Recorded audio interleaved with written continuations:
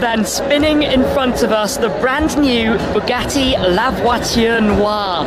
It was revealed by Stefan Winkelmann, but this is a car that pays tribute to the legendary missing Bugatti Atlantic.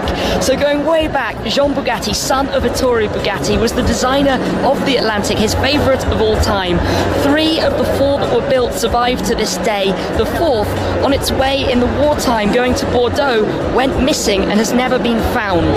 This is now the reincarnation, you could say, of La Voiture Noire, an ultimate grand tourer, and as it's spinning around in front of us, look at the proportions of this car, long, low and sleek.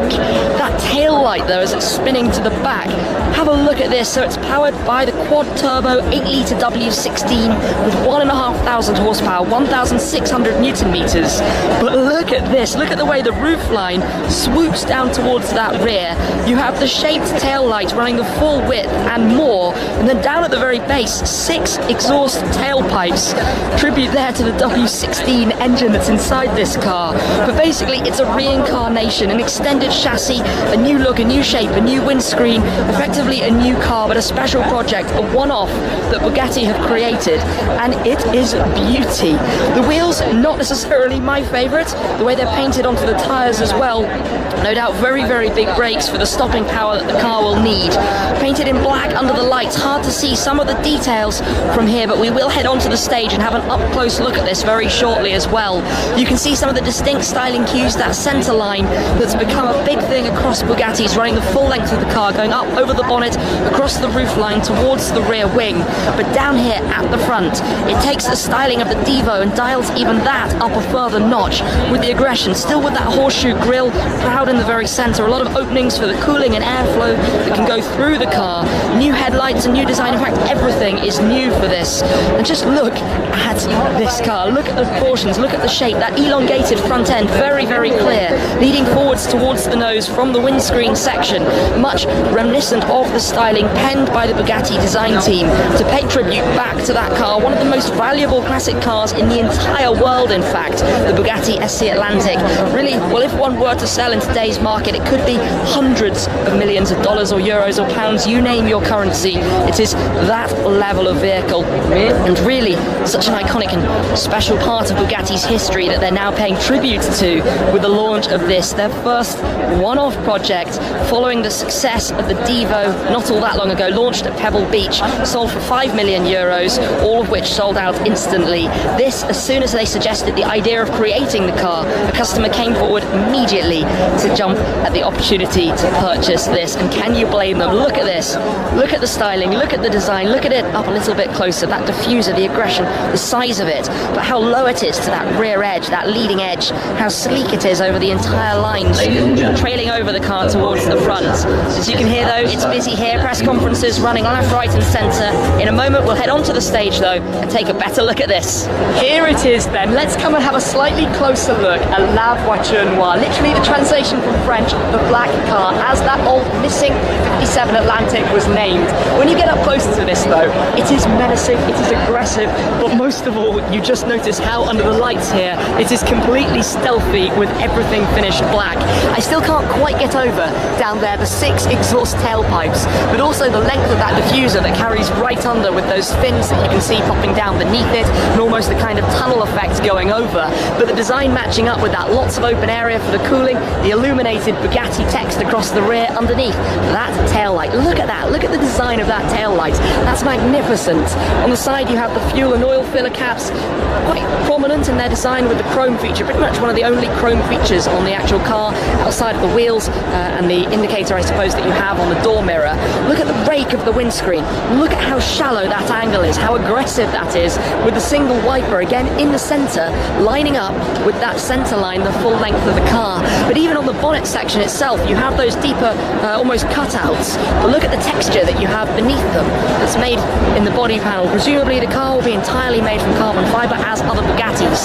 The horseshoe grille itself is wider, it's more angular, more prominent, more presence, extra cooling that you can see just inside the sides there, also directional vanes going around those front corners to direct airflow actually around the car. Design has to meet engineering, has to meet performance. Bugatti's of course known for their ultimate speed and comfort while driving at speed. This though is no doubt going to take that and be even more positioned as a grand tourer where the Devo, for example, went more towards the aggressive end. The wheels look very large, the gaps in the arches look tiny, it's sitting low, it's sitting just in such a beautiful way. Its presence and its stance is absolutely out of this world. The rear deck hiding away that W16. Of course, traditionally the Chiron, as we'll see very shortly, has a more open section where you can see a little bit more of what's happening at the back. But for aerodynamics, for airflow, for smoothness, but also to match the design of the Atlantic, everything is very much flowing, smooth, minimalistic lines. There are no lines where they aren't required pretty much anywhere on the entirety of this car. And actually, I can see, looking a little bit closer, that the entire bodywork is actually exposed carbon fibre. I hadn't spotted that before. I thought it was gloss black paint, but you can see that it is carbon that you have for the black panels, the black painted panels, looking very, very nice under the showroom style lights here at the Geneva Motor Show. That illuminated strip though, the chrome strip that runs all around the car, just wow, just absolutely wow. And as I said, it's a project they commissioned, they wanted to start building, and they found a customer almost instantly. And are you surprised when you look at this? Is it surprising that a customer came straight forward, even considering the price tag, 16.7 million euros. This, of course, is a model. It's not the final car, so it doesn't have an interior that we can explore, but Bugatti are famed for their comforts, for the luxuries of their interior too, so no doubt that is going to be very, very special. But I am just, well, in awe, taking this in as it spins around on the stand in front of us here, straight after the covers are pulled off for the very first time, and it is launched on the show floor of the 2019 Geneva International Motor Show. What a car, and what an opportunity to see it here first. Let's explore further here on the Bugatti stand, a substantially larger stand than in previous years, where we also have the Bugatti Devo, and over on the other side behind the crowd, the Chiron Sports 110 years of Bugatti anniversary car. But to focus on this, the launch specification of the Devo, the car that I had a first look at when it was presented at Pebble Beach last summer out in California. They're only building 40 of these in total at a cost of 5 million euros net of taxes as well. But you can get a sense of this car's purpose just by looking at it. It's based on the Chiron, so we have the 8-litre quad-turbo W16, 1500 horsepower, 1600 newton meters, those ginormous numbers, but with entirely new bodywork, all carbon fibre, but radical, aggressive design. And some of the cues of this you can also see carrying through into La Voiture Noire. You still have that centre stripe. In this case, you have the shark fin style running over the engine bay towards the rear. Down here at the back, some exposed carbon fibre, the blue, traditional blue colours of Bugatti. Take a look at those tail lights. Look at that, absolutely incredible. Down at the diffuser, large dual-sided diffuser surrounding that new exhaust tailpipe style there in the middle as well. And coming through, just to show you a bit of the interior of this car, it's different from left side to right side to really give it a focus on the driver, the dynamics of the driver. And it won't be a surprise to you to hear that they sold out all 40 of these before the car was even shown for the very first time. Around at the front, a distinct headlamp just in front of those fender louvres, and then coming down towards the front grille, this you can spot is the same accentuated width that we've seen on La Voiture Noire, the new car as well, and again the aggressive styling, the sharper, more angular edges and shapes. But this is where you can see how the new car has a much more elongated front end through the use of an extended chassis and also a raked windscreen that on this is more familiar from the Chiron and the general shapes that we saw on the Bugatti Veyron that came before that.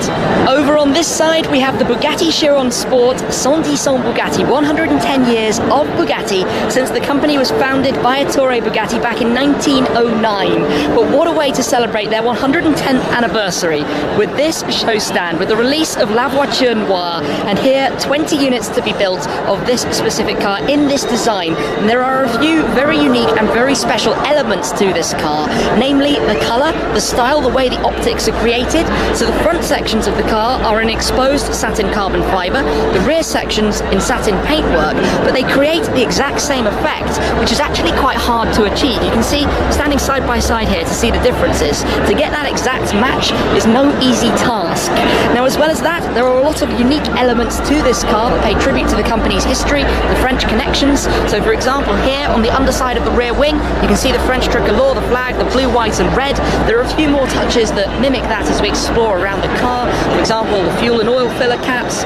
Inside the car you have a centre stripe that runs up and down the backrest, as well as the special embroidery, the enamel emblem medallion that you can see at the centre console as well. well, and also the striping found on the door mirrors. But it's based on the Chiron Sport. The standard Chiron would be 2.5 million euros net. The Chiron Sport is 2.65 million euros net. This car is 3 million euros net. Before that, you get the complete specification you see here, including the sky view roof, the 2 glass panels for the roof, which is a nice touch that was added following the release of the Bugatti Chiron originally. And inside, all the French racing blue accents and highlights that you can see throughout, the brake calipers on the lighter wheels of the Chiron Sport itself, the carbon mirror arms, a number of touches and upgrades that were made. But what a lineup this is on this stand. With the 110 years of Bugatti, the Divo, La Voiture Noire, it's hard really to know where to actually look. But being a fan of model cars, just take a quick look at some of these amalgam models on display here as well. That is the car to which the new one we're looking at today pays tribute. That's a model of the Bugatti Type 57 SC Atlantic, the elegance of it, and you can see how it has that very sweeping style to it, the centerline, the distinct centerline that runs all the way over, and how that's carried through to the new car. We're also surrounded by a number of other significant models from Bugatti's history, the EB110, the Chiron, and the Vision Gran Turismo, one of my personal favourites, another car they only made one of, introduced to be part of the Gran Turismo gaming franchise, but absolutely incredible to be able to see these together here inside the window, to get a view of what the Bugatti lineup looks like, and an engine behind as well for good measure.